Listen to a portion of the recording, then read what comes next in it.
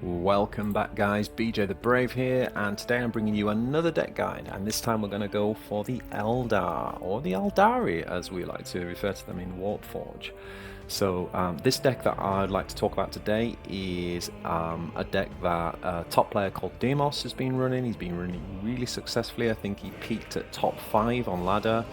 And it's a really cool deck. It's a lot of fun to play, and the good news is it can compete with the Ultramarines. It can compete with the very top decks. So if you've chosen Eldar as your kind of faction of choice, I think this guy is going to be really helpful for you. So let's dive in. So first of all, what I want to say about this deck is that when I picked it up, I went on about an 8 game losing streak on ladder, so I completely tanked my ladder because of the ranking system. You play players who are lower down, you lose like 40 ladder points, but it doesn't matter. The game is in early access. You know, we're all learning the game at the minute, so I don't care about that. But what I do think is important to convey is that it took me a little while to kind of figure out the deck and to understand, like, okay, this is why it wasn't working, this is why it was. So I feel like I've got some really good insights to share with you. So the first thing to mention is that we are going with Medriel Garlin as our leader. Now, why are we going with Garlin? Well, first of all, this deck is all around tempo. It's all about trying to out-tempo our opponent, and as I kind of already alluded to, one of the best decks right now is the Ultramarines, and this deck can out-tempo them if played well. So what the leader does for us here is it guarantees us a Storm Guardian every single time. Now you might think, well, it's not that big a deal, but actually, even though a Storm Guardian doesn't have great stats, there's a couple of things. So the first thing is, your opponent really wants to deal with it because it has Shuriken 1. So what that means is that it's doing 3 damage per turn, whether that's needed to remove their minions or troops, or whether it's to go face. So it does more damage when the Eldar player gets to attack, rather than when they attack the Guardian and kill it, if that makes sense. Not to mention they can choose to attack the ranged, which is only 1. Okay, but what that means is it's not attacking your Lord, and that means you're still chipping away 1 damage at their Lord. The other thing that's really important about this is that it comes with a Waystone. And as you know, the Eldar kind of whole synergy really revolves around collecting Waystones and then using those Waystones to cash in to give you a slightly unfair tempo advantage later. So what this does is it can forces our opponent to try and not just kill the Guardian, but also kill the Waystone. So it's actually really good for just constantly applying that pressure. What else have we got? So then what we have is a series of Guardians in our early game, and I've really come to respect these Guardians. So the first thing is the Veteran Guardian. This is the one that comes with 3 health. If we have this in our opening hand, we play this immediately. We play it over our hero talent, and that's because the enemy cannot remove this in 1 turn. Okay, so even if you think about like Imatech, where he can do 2 damage and then he can ping with his hero talent, all the other, like the hero talent, the Storm Guardian wouldn't even get the Waystone, right? Whereas here he needs to do 3 damage, so he needs his hero power and his attack just to kill the minion, and then we can pick up the Waystone. Okay, so if we have this in our opening hand, we always want to play the Veteran Guardian. Now we also run 2 1-drop Guardians, and these are really important because we're trying to, on turn 3, it means we can play our hero power talent, and we can play one of the 1-drops. Okay, so we can double that amount of pressure, and that's 2 units down on the board on the second turn that both leave a Waystone, so it becomes even harder for our opponent to mop up not just the units but the Waystones as well. So the what I really love is the Guardian Defender, and that's because this has Shuriken 2, which means that if they don't deal with that, then we're doing 4 damage for simply 1 mana. And what we're trying to do is kind of build up a small board, and once we collect 1 Waystone, we can then drop the Warlock. So for example, on turn 4, we could drop the Warlock with our hero talent, and that suddenly gives all the board +1 range and +1 health. Now back to what I just said on the Defender, if this guy gets +1 health, which is up to 3 health, and he can't be removed simply by the enemy warlord attacking it, we could potentially be doing like 8 damage from a 1-drop and getting a waste stud. So sometimes like the value that you can get from this thing is really low key OP. So our early game is really, we're looking to mulligan, we're looking to kind of capture those guardians and those warlocks so we can put a kind of pressure on early. Now the webway gate is something we don't generally want to play until sort of turns sort of 6 onwards really. We've collected a few waystones and we can pay a waystone to basically draw a troop from our deck. We usually get to a good choice at this point around that turn 6 to pick the one we really need, and it also comes out costing 2 less. So if it would cost 5 mana, you're paying 2 for this, yes, but for the cost of 1 waystone, it's almost like this card is for free. So it's really good at kind of, almost reminds me of Oberon's ability from Necrons, but instead of choosing the card you really need and putting it top of your deck, it's choosing the card you really need and giving it straight away into your hand, which you can play now. So this card is super powerful, but again, it's not one that we want to, I would mulligan this away, I wouldn't keep this. The Wind Rider I would definitely keep in our opening hand in the mulligan. This is it's one of the best 2-drops in the game, right? It's a flying unit, and it's got flank, and it does 2 shuriken, and can deal up to 3 damage total. So one of the things we can do with this often is get a unit down to 2 health, and then bring this on. Shuriken damage goes first, so that means it does 2 damage without being hit back, so it can often survive an extra turn. So you know, it's taking your opponent's then got to deal with it obviously on the comeback, otherwise it goes again. So we've got 2 Wind Riders. Next up, we've got the Banshee Mask. Banshee Mask is 3 damage and it stuns an enemy. Again, not something I usually keep in the opening hand, although could be used as removal. But what's really great with this card is as you start to close out the game, it comes in 2 ways. One, it can help you with reach to kind of kill the enemy warlord, right? It's 3 damage that can go face. It's also really useful in the setup, so you can stun the warlord from attacking you back. Particularly helpful in the mirror match if your warlord's got the extra shuriken damage from what's the 4-drop called? The Dance of Death, right? Which we'll come on to in a minute, but that gives them essentially extra 2 damage per turn. So if you stun it with the Banshee Mask, then you stop that coming back at you. Similar if the Necron Lords had the buff, or you know, the +2 buff that it gets from the 6-drop. So Banshee Mask is just really good. It's also really good when your opponent's played a big minion looking to set up a big attack next turn, and you basically just hit it, stun it, and ignore it, and basically go past and hit face and sort of race the opponent. So Banshee Mask is really good. And we've got Shroud Runner. Shroud Runner, again, just another really good flanker, can deal up to 3 damage, really good at finishing units off with the sniper ability without being attacked back. So our early game, we've got really good from hand flankers, and we've got a really good ability to build up a board quickly that even if gets removed, we get the benefit of capturing some of the waystones, which we can then cash in later. Now, the card that I struggled the most with in the deck was probably the Warp Spider, and to be fair, Demos helped me think this through a little bit. So with the Warp Spider, we can either play on turn 3, or obviously we can play it later game. Now usually when we're playing it later game, what we're looking to do is kind of play it and then use it to kind of help with the burst damage that we want to end the game, or to take out a kind of mid-ranged unit, you know, because this guy does have 4 attack. But if we play it on turn 3, we drop this guy on turn 3 and he's in stealth mode. Now your opponent's kind of looking at it going, most 3-drops that your opponent can play will be removed by the Warp Spider. So in many ways it's almost like a flanking ability.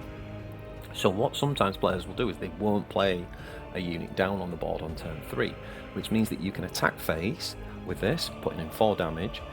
With his 3 health he will survive and he'll jump back into your hand, which essentially almost acts like a card draw. And then what you do is obviously drop your unit on turn 4, so you're still up on tempo because he didn't develop the board on turn 3. So it helps you to control.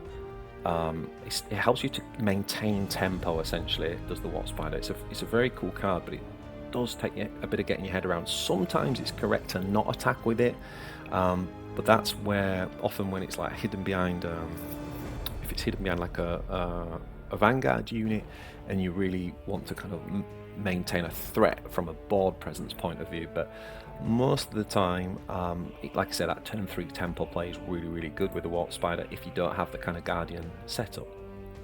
Next up, we've got the Dancer Death, one of the best legendaries. It's really good.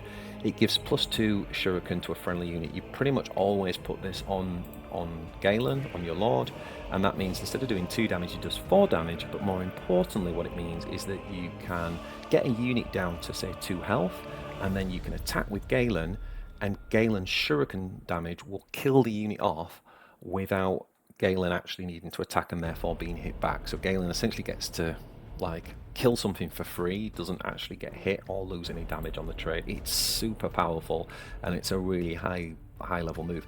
The only thing is with Dancer Death is just sometimes finding the right time to play it. I'll often play it on turn 4, but sometimes it's not quite the best play on turn 4.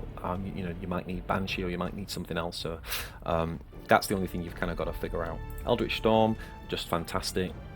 Your opponent will try to stop you from having the Waystones, you know, for things like this kind of Eldritch Storm trigger, but you know, at the end of the day, we're often not playing this on turn 4, it's usually later in the game, and we've managed to accumulate 2 stones. And what this means is potentially we can do 6 damage to all enemies, obviously that's the top level, and minimum of 2, and it's just a really good board clear, and it's all enemies as well, it's not just 3 like say the Orc and the Chaos AoE, so it's a great AoE, and really crutch for us in key matchups. So Eldritch Storm, then we got the Howling Banshees. We run 2 of these, again another flanking unit, so another unit that can kind of respond to the board, and essentially it impacts 2 units. So this is another reason why this is such a good tempo card, because we essentially stun a unit. Often we'll stun the enemy Warlord, and then we'll kill an actual troop. So we've kind of gained an advantage over 2 units with only 1, and if this guy survives as well, if he kills a unit off and actually survives, then he's almost like a 3 for 1. So Howling Banshee's a really good card.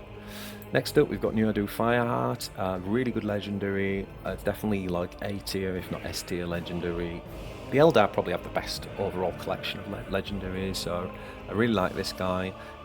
Again, even if you're just using basically as a flying flanker to come on and remove something, it can be a really good use of 4 energy.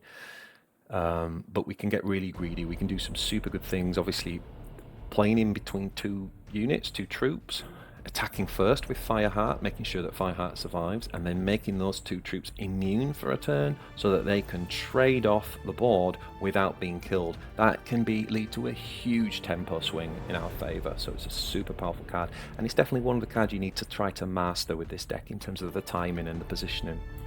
Next up, we've got one of my favourites, is the Spirit Seer. It's a 5 energy card. It comes with 5 health, 5 melee, 5 range, great stats across the board, but we only ever really play this when we've got 2 stones. So with 2 stones, we also get to deploy a Wraith Guard that comes with Vanguard as well. So that's just such a high tempo play, and sometimes what I'll do is use the Webway Gate, and I'll use this when I've got 3 stones. I'll use this to kind of draw out my Spirit Seer, play this for 3 mana then, and use the other 2 stones to get out both the Wraith Guard and the Spirit Seer. So super good tempo, and what you generally find is, you know, you've built up this tempo board with the Guardians, you finally deal with that, and then you kind of come back in with the Spirit Seer and rebuild a board, and it's just a bit overwhelming quite often. Next up, we've got the Striking Scorpion Exarch. I find this card to be sometimes like a little bit awkward in terms of like when to play it, but obviously at the end of the day it can do a maximum of 8 damage. It comes on the board, it's got 4 health and stealth, so it's very hard to remove. Just gotta be careful against Orcs, for example, where they can play no mucking about. You know, if you've only got 1 unit on the board, no mucking about automatically will kill it, so you just need to make sure you play around that a little bit, but otherwise it's quite hard for this to be removed, which means you get that 8 damage, which can obviously remove pretty much any troop in the game, and it can certainly put a lot of pressure on your opponent if you hit face with it, because you're going to do 8 damage, then even if he clears and attacks your range damage to finish you off, you've essentially done 10 damage to the enemy face, which is really helping you win those races, right? So it's a super high tempo card again. Next up we have the Crimson Hunters. These are the only vehicle flyers that in terms of the kind of over 5 energy cost ones that we run. There are some good vehicles in the Eldar, but this one's particularly there to deal with flyers. Now obviously if they haven't got a flyer, it's situational. Sometimes we can put that 3 damage on the enemy face if we're racing, or it can obviously just clear off a unit, but it's really powerful against those enemy flyers. We really need to understand kind of like, okay, we're playing against Necrons, they're going to have Doomsars, you know, or we're playing against Marines, they're going to have the 6-drop flyer guy, the Interceptor, so we can use it on there and automatically kill it, so it's great value in that sense. And last but not least, we have our grand finisher, which is the Wailing Doom. Now the Wailing Doom is superb because obviously combined with our hero attacking, this means we've got range of, we can kill our opponent when they're down to 10 health, right? Because this does 8 and our Galing does 2. If Galing has got the Dance of Death on him, that means Galing's doing 4, so that means we've got a range of 12 from Wailing Doom. But the other thing to think about with Wailing Doom is you should still consider where to use it as removal. So for example, you're threatening lethal and your opponent plays a fairly big Vanguard unit, and I don't know, maybe it's got 6 health for example, and sometimes it's correct, especially if you've got the 2 waystones, sometimes it's correct to just use this to remove the Vanguard, because for the cost of 2 stones it then deals 4 damage to units adjacent to the target, so it could still perhaps go 4 to face on the enemy warlord and remove the Vanguard, allowing your lord and your troops to be able to attack as well. So don't be, obviously we want it as that finisher to face, but don't be too greedy. Like if the situation demands, it can be used like that as well.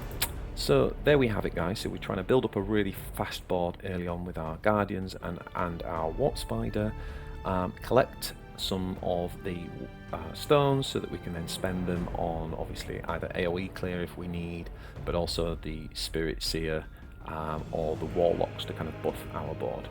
So that's the deck. Let's jump into some games and see how we get on.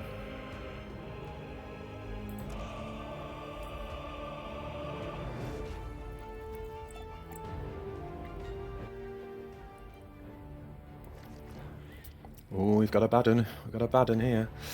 So I am not going to keep Wailing Doom, or am I?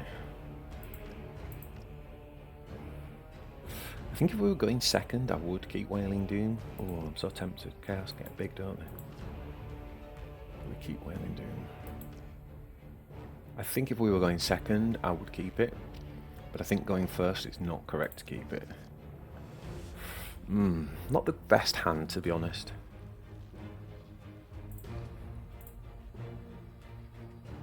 This is not the best hand. We haven't got any of our Guardians. Oh, we get the Doom. Okay. But this is one thing where our Path of Command hero talent comes in, right? We've got a poor hand, but we can always play that Guardian. So in that sense, it's pretty good. And we're a tempo deck. We are going to attack face. One of the things about this deck, which I haven't mentioned as well, is that we do run out of cards if we don't use... Ah, okay. He's going to learn from his losses. Easy win. So we do run out of cards if we... Ooh, what's that? That's a strange one. Pinus. Okay.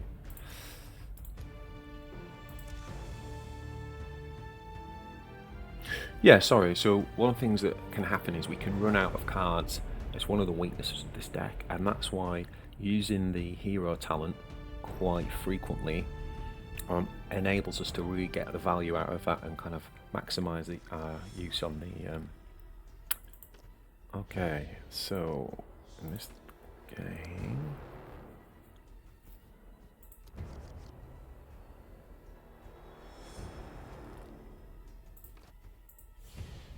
Necrons.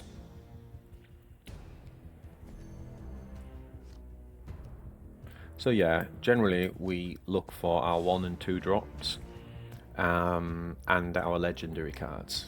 That's generally what we're looking for when we mulligan. So we're just going to play out this guy because we don't have the veteran Guardian. Now it's Imhotep, so he's probably going to use his 2 mana to clear the stone.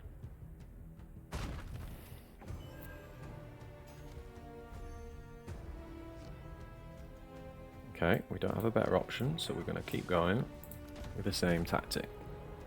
Like I said, this is not a particularly great opening hand, so it's a little bit slower than we like.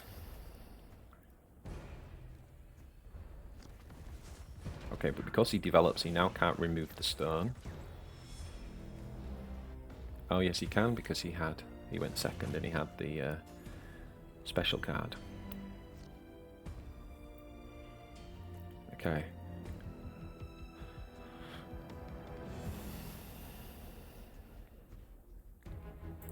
So what we can do here is attack with the melee attack to put this down to 2. And this, remember in the deck guide when we talked about the Wind Rider, using the Shuriken 2. So we can attack here and kill this off with the Shuriken 2 without him attacking back and hurting us. Now the only downside here is we can't clear the Remnant. So if he wants to bring this back, he can. But I'm not too worried, because unlike the Tomb Blade, for example, it can't attack the turn it comes back. And it's also not got Vanguard, so we get to react again if that is the play that he makes.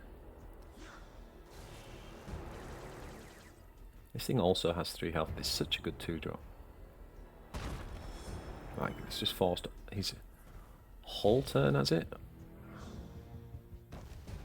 We just forced his whole turn to get rid of that. Okay, that's superb.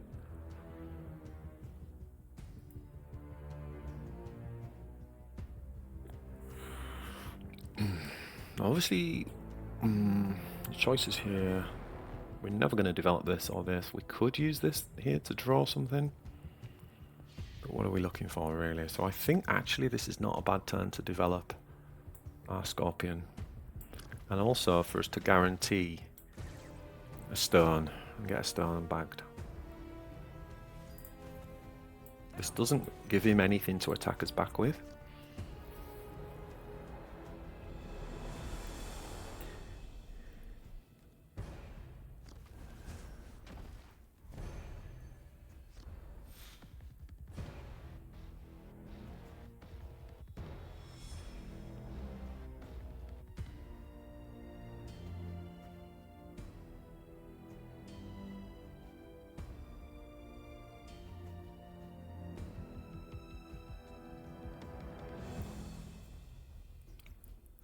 Huh.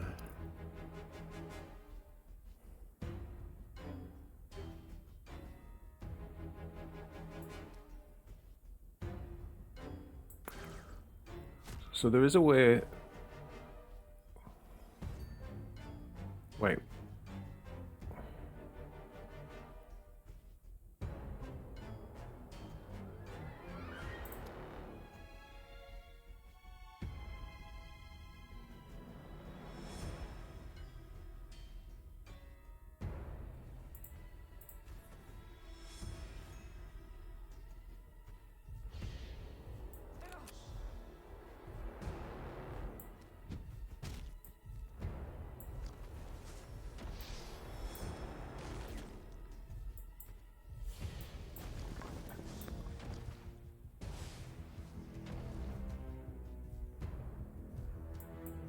Okay, I'm not entirely happy with that turn, to be honest.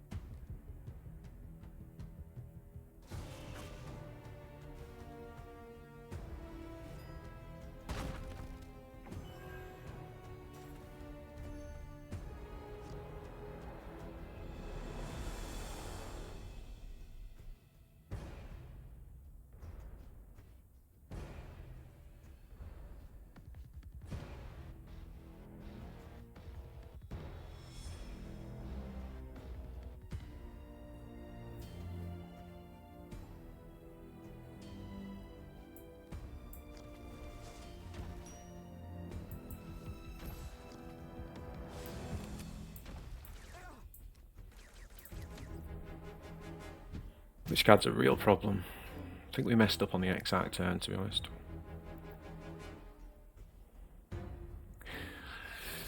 It's a real challenge to get through, and we just can't afford to leave the Remnant up, and we did, so that might have cost us, to be honest.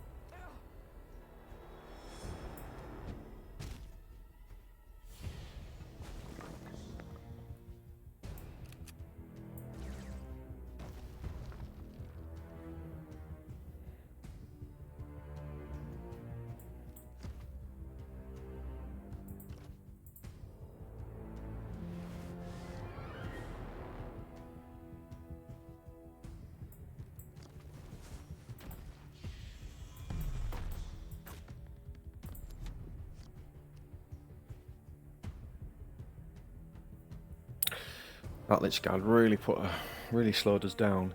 The thing is, against Necron, against Imhotep in particular, we do need to try and get some pressure on him. It's getting too late in the game, and this is when he's going to start to take over the board. He's probably expecting Doom Scythe here. He's just used his hard removal.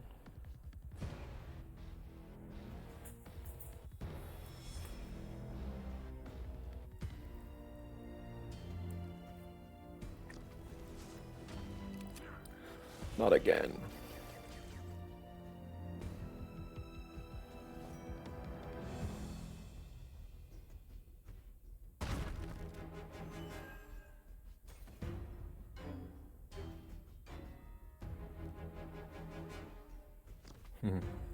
Then he's about to bring another Lich Guard back. Oh boy.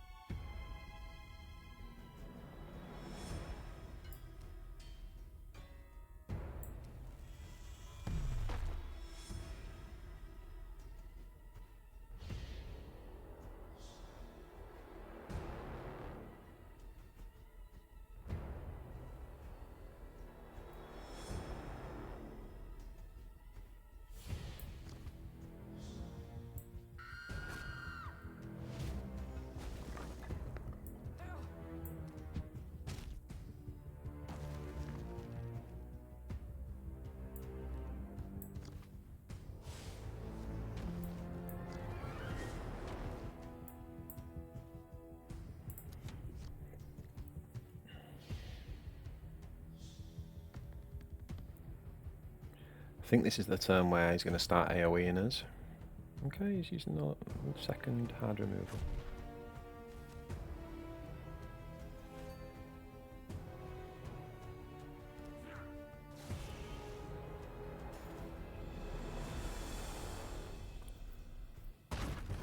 Not sure that was correct. I think he should have used the removal here, but anyway.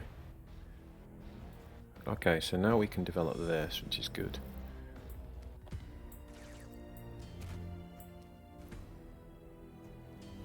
So you see on our turn, attacking and killing these means we actually get the stone. Turn 10, we're finally getting below 20 health.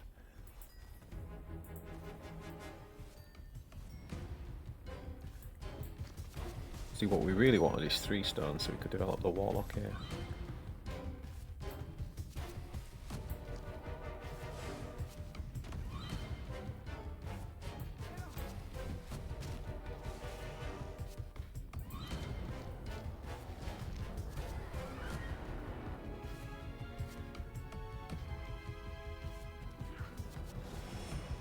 So has he got Tomb Guard or hard removal? I don't think he's got the AoE removal, otherwise he would have played it.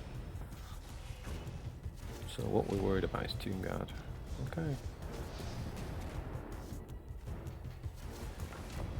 Doesn't seem to run Tomb Guard here. Have Tomb Guard, shall I say. We have a chance. We are looking to draw Wailing Doom pretty soon.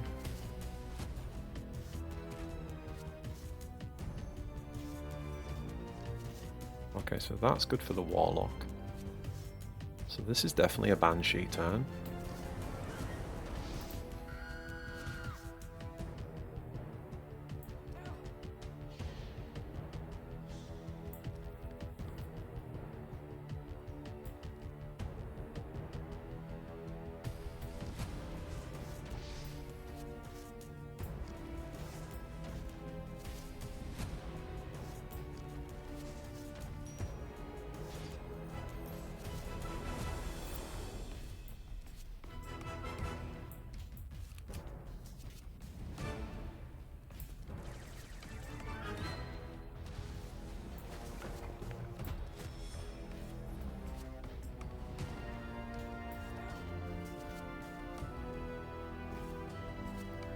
We kill that.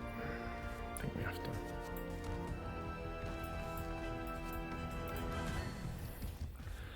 So this was our hit and hope turn, really. Has he just drawn in those 2 cards? His Tomb World? No, he hasn't. Okay.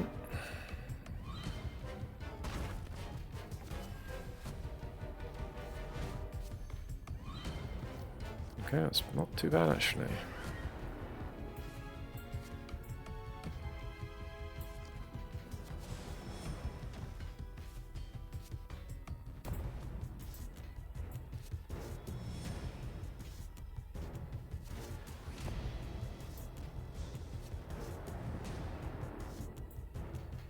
So we'll put that there so we benefit from this.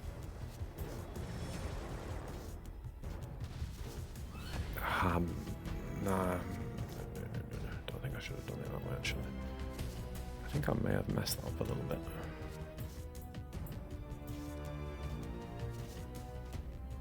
We need a waystone, don't we?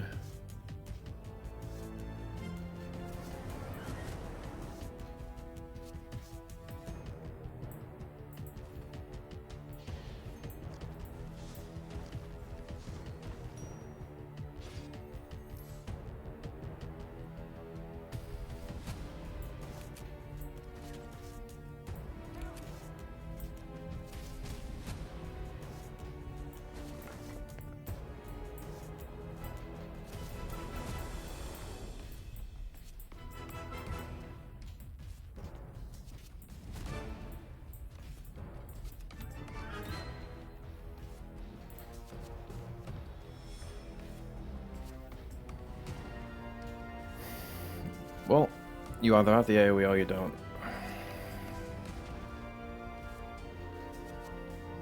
But he hadn't had it for 2 turns, so it was a fair gamble.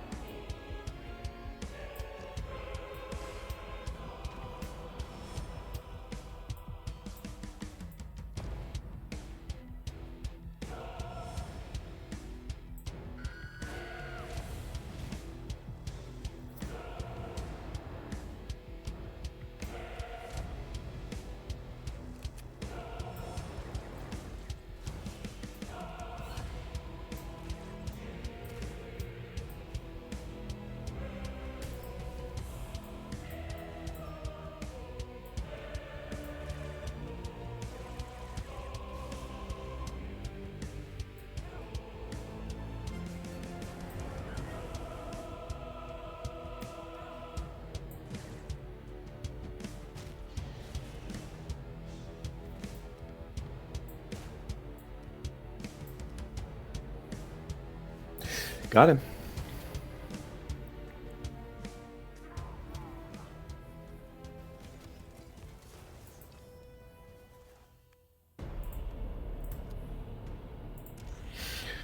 So yeah, it's a bit of a race. You are against the clock against Imhotep in particular, because obviously the longer the game goes, the longer he draws into his Tomb World or his combo. So we got a little bit lucky there, I think. We're going first again. I was hoping to show you what happens when we go second, because we get to choose the minion, and we can also keep Wailing Doom.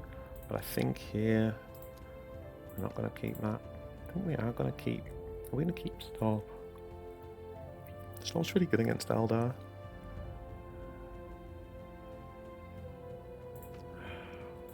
Really need to find some early game.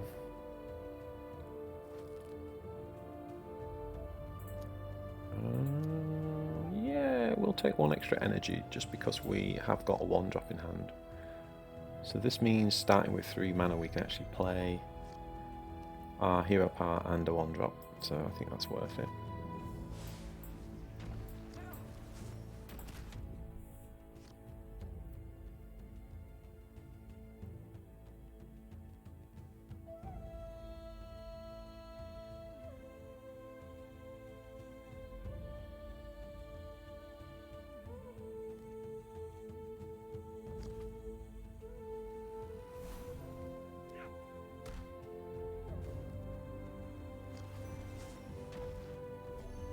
Definitely very sensible of him to kill that one.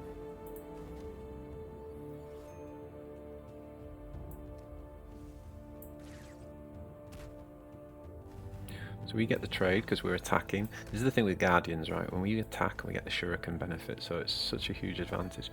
Now the question here is, do we play Spider or do we drop Storm Guardian and power? And I think we do Storm Guardian. Double Storm Guardian, I think we do. Because remember, we can run out of cards. It's quite a good way of hitting the hero power, and early on we want to build Waystones, although we're doing pretty well in this game on that so far. I used to call them Spirit Stones from the game, from the actual war game, but I seem to call Waystones, yeah.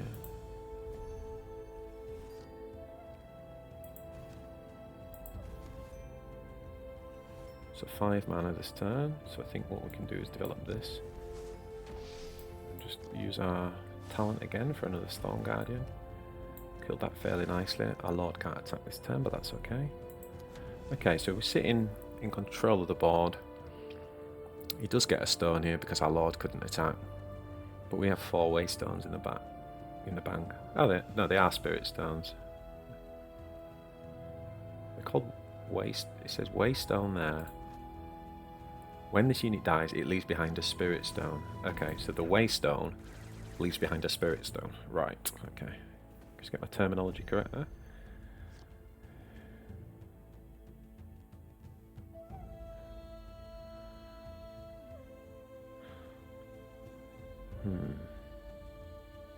So we could drop this, and you could argue then that the Wraithguard blocks this guy. But then if he can clear the Wraithguard with something else, he then clears the Spirit Seer with that, and he gets really good value out of that. So I'm tempted to like just not give him anything too appealing here. So he can't hit that because of the stealth. So I'm tempted to just be like, okay, go ahead, kill a Guardian, or hit face if you want.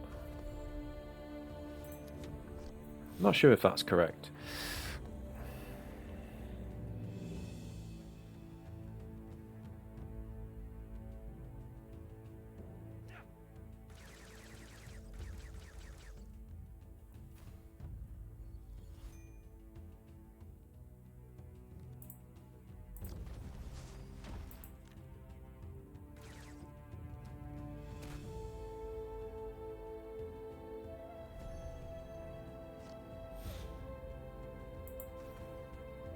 So the good thing here is we can use...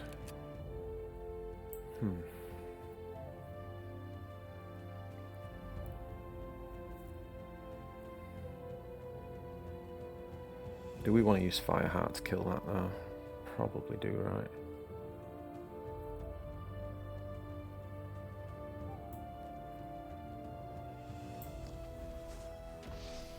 Good thing with Fireheart is it's a flyer and he's got high melee damage. So we kill this. This is now immune, so it kills this and comes back to hand. And then we could just play it again. And I'll just take out the stone.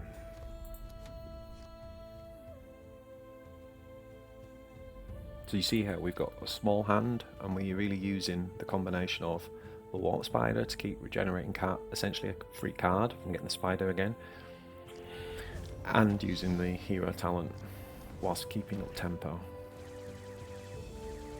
Yeah, that's gonna die.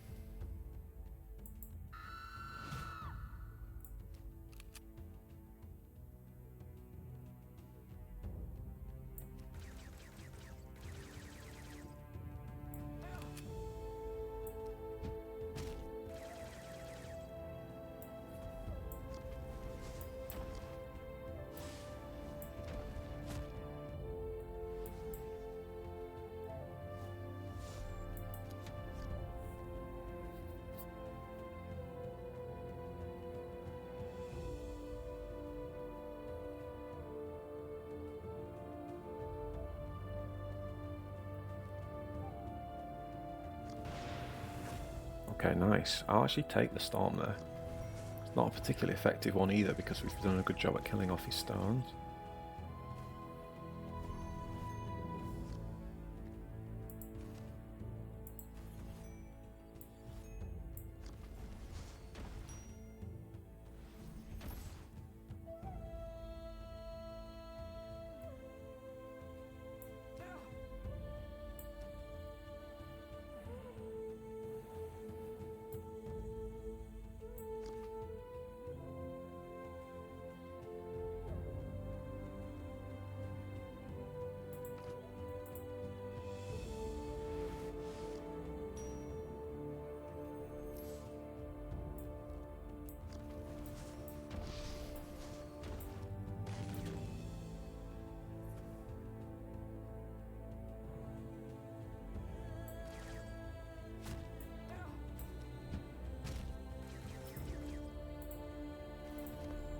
So you see, it's not an aggro deck, it's a tempo deck, so we're not just trying to burn face, we're always controlling the board. He's just used an AoE as well. Now the most unlucky thing here would be he just collects a second stone and plays his second AoE, and he was holding 2. That would be the real blowout for us, but if he's got it, fair enough, but you can't play the game like that. You know, you've got to play to your hours, right? You've got to play statistically, probably he's not going to have that, but it's definitely possible. Doesn't look like it. Powerful turn for him though.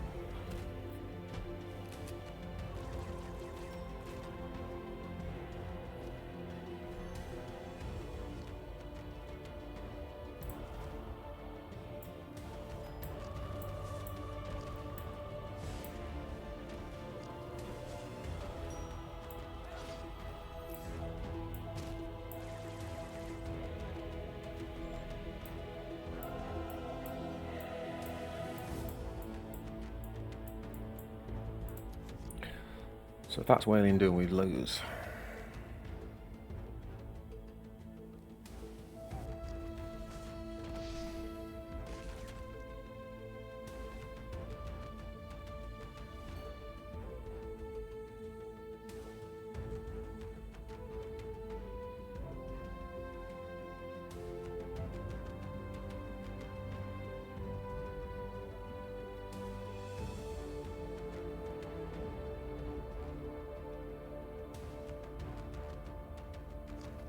Ugh.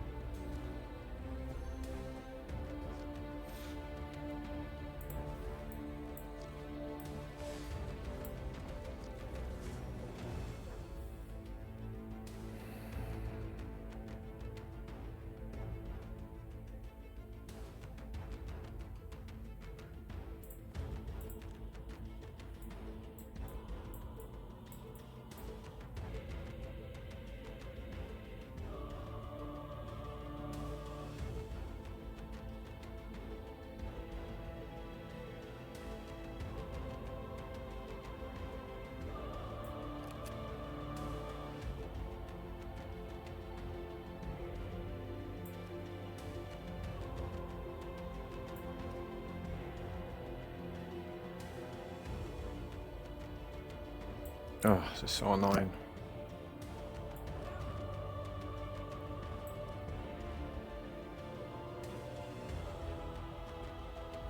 I think we have to clear everything, which is not good news for us. I think we have to make these trades. Ugh. Feels bad, man.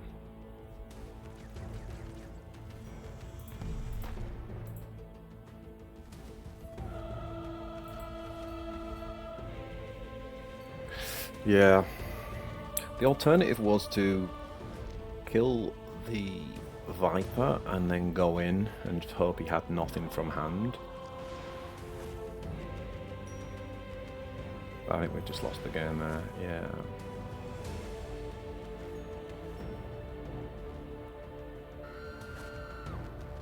But we'd have lost either way. He had lethal anyway.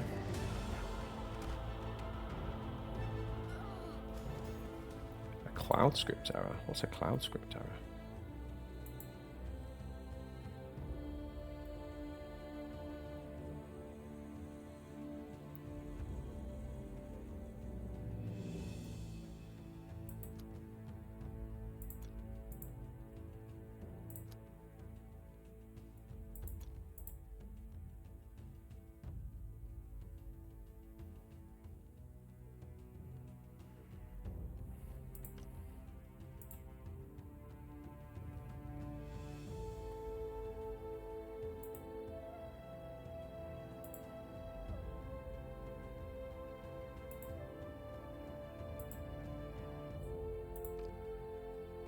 Okay.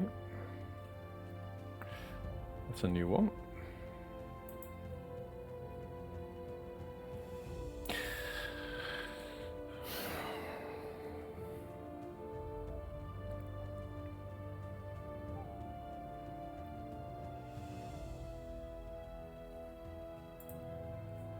Okay, so we might just need to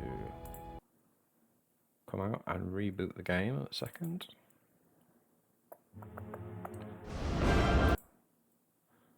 Yeah. Okay.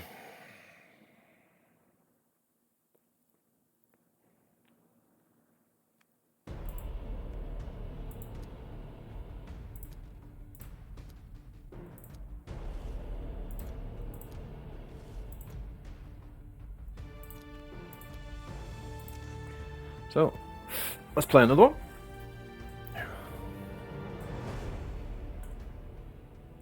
Okay, so now we get Marines. Excellent.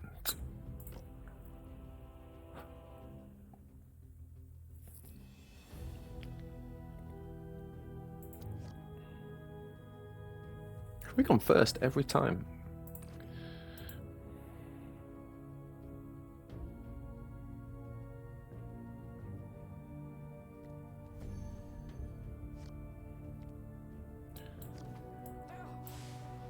Okay, always happy to see the one drops.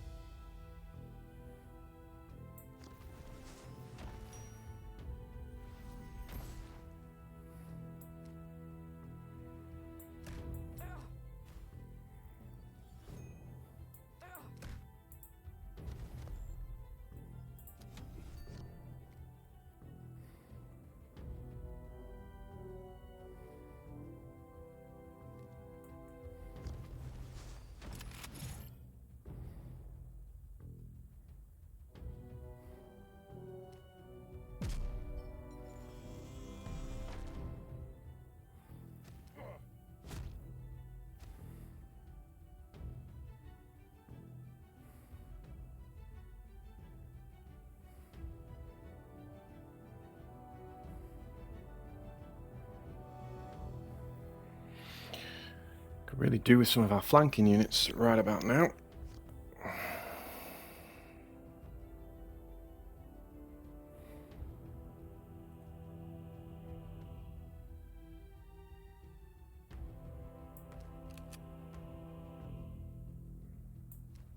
Oh, this is a bit painful. I fear I've got to use this, which is terrible.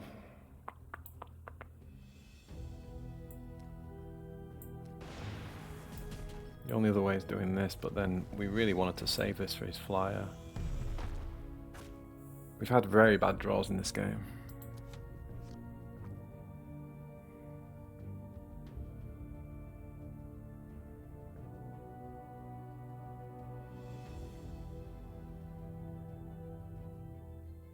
We could have played Storm and a Guardian, but it's a tempo loss and it's not a good Storm.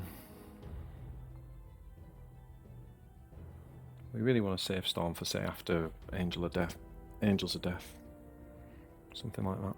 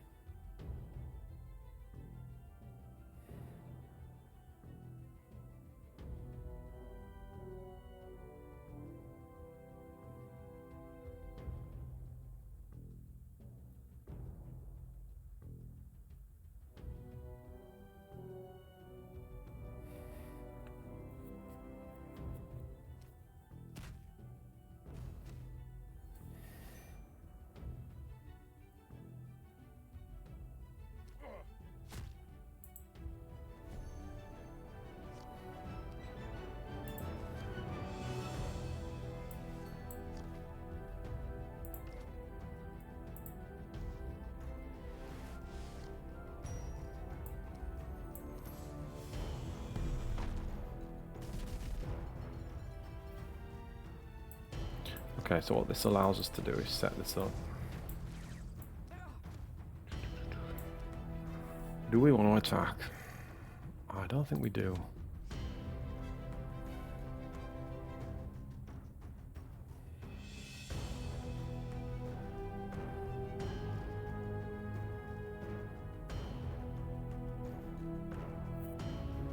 Or did we? That would have been around 24, 16, 8. Maybe we should have attacked, actually. Feels like we might be in a race. We've had to take some pretty heavy trades, though, to face, which has put us on lower health than we normally would be on around this time. That's right. Use your bow.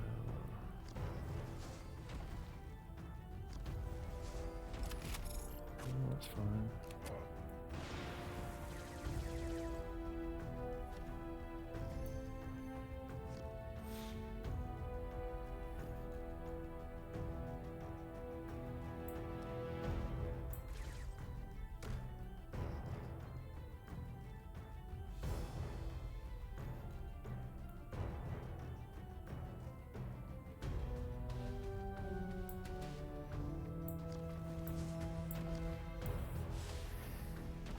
I think we have to storm. It's such a terrible use of it, but I think we have to.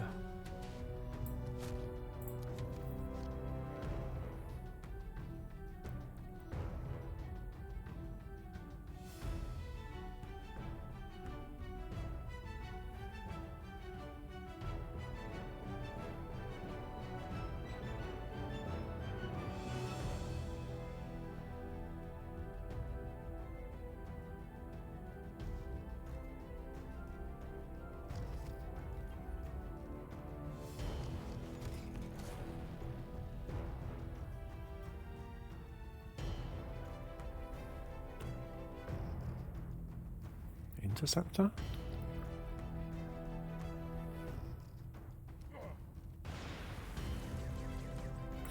So he's on 14 health, and I'm kind of thinking he would have been on 12 if we had done that attack. I'm just wondering whether...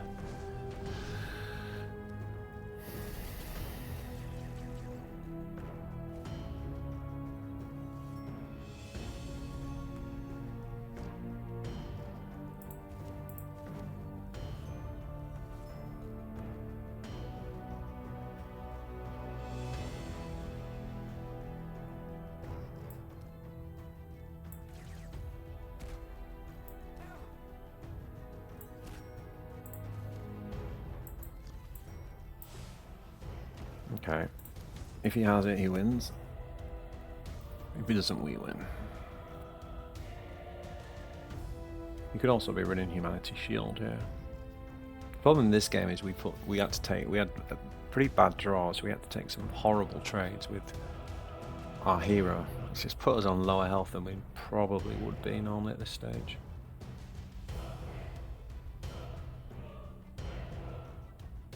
He only needs one death from above here, so he should have it really.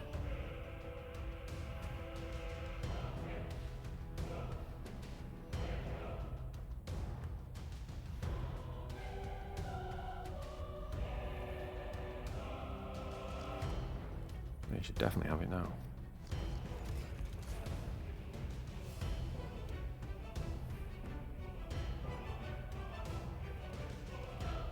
Thing is, you just have to, in this game, you have to play to your outs. So even though we've had a, bad hand and all this, you just have to play to your outs.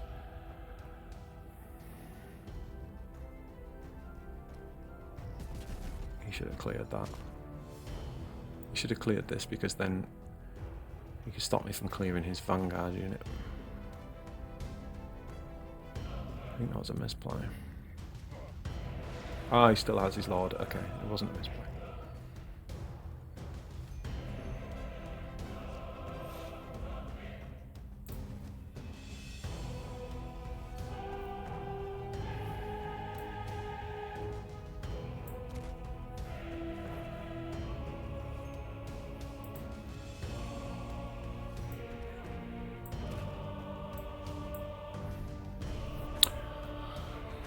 So there we have it. I mean, we had a pretty bad hand in that matchup, but we were still able to keep up with the fast Marines, and basically keep up with tempo and obviously land our big finisher. So there we have it, guys. So once again, we really want to mulligan hard for that early game. We really want to be looking to build a board of Guardians with a Warlock buff where possible, using our kind of Warp Spider as the backup plan, or our removal in terms of our flanking units like our Shroud Runners, etc. into the legendaries mid game, really take over the middle game with the tempo, and obviously we've got Wailing Doom to finish. So there we have it. There is our tempo Eldar deck. As I say, Demos actually ran this deck pretty much to the top 5 on ladder, so it is a really top tier deck.